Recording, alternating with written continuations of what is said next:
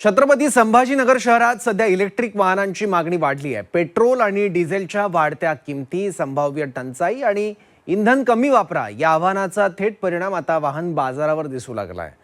गेल्या काही महिन्यापर्यंत जेमतेम विकल्या जाणाऱ्या इलेक्ट्रिक कारसाठी आता वाट पाहावी लागते आहे। पेट्रोल आणि डिझेलचा काटकसरीने वापर करा आणि इलेक्ट्रिक वाहनांचा जास्तीत जास्त वापर करा असं आवाहन देशाचे पंतप्रधान नरेंद्र मोदींनी केलं होतं।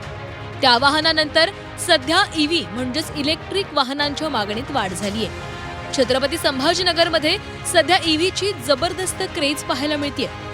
प्रदूषणमुक्त आणि इंधनाशिवाय चालणाऱ्या या वाहनांकडे ग्राहकांचा कल पाहायला मिळतोय।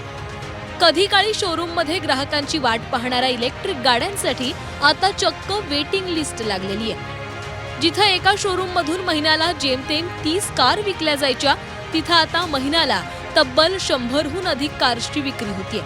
म्हणजेच विक्रीत थेट तिपटीनं वाढ झालीये।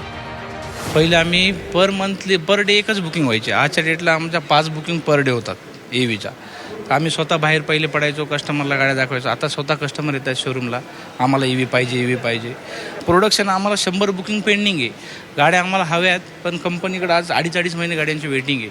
आणि कस्टमरचा रिव्ह्यू असा आहे सर, आता डिझेलचे जे रेट वाढतात, सगळे कस्टमर म्हणतात आम्ही ईव्हीच घेऊ।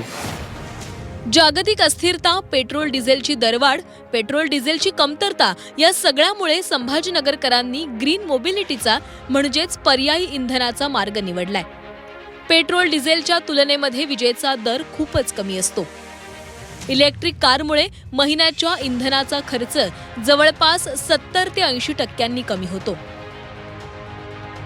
खूप दिवसापासून माझं चालूच होतं की घरात एक डिझेल पेट्रोल गाडी आहे, आपण एक ईव्हीवर ट्रान्सफर व्हायला पाहिजे। आणि गव्हर्नमेंट पण सांगते की घरी सोलार लावा, हे लावा, तर त्याच्याने आपल्याला पण होईल।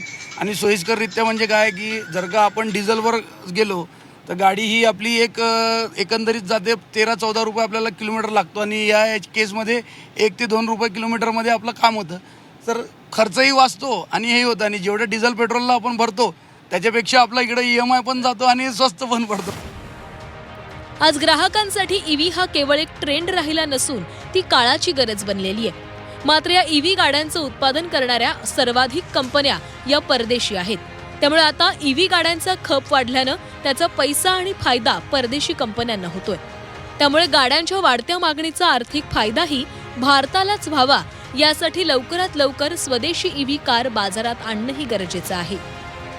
विशाल करोळे, झी 24 तास, छत्रपती संभाजीनगर।